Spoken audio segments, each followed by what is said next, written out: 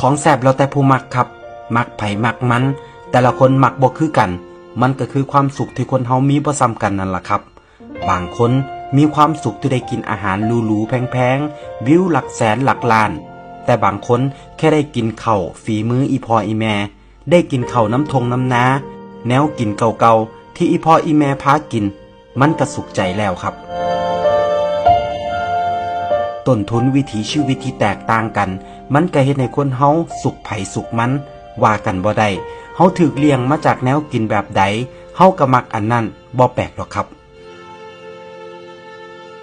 บ่แปลกที่แนวกินบ้านเฮาสิซ่อนความทรงจำความผูกพันไว้ในนั้นกินไปคิดฮอดบ้านไปคิดพอสมัยแต่กี้แต่ก่อนคิดฮอดตอนออกไปหามาอยากมากินเฮาเคยผูกพันกับแนวกินอันใดไปอยู่ไกลบ่ได้กินคือเก่าเฮาก็อยากหวนคืนกลับมากินมันอีก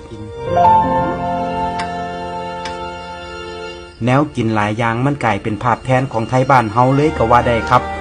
แค่เห็นข้าวเหนียวส้มตำลาบก้อยข้างทางหรือแนวกินอีสานบ้านเฮาอยู่ต่างถิ่นเฮาก็คิดฮอดบ้านแล้ว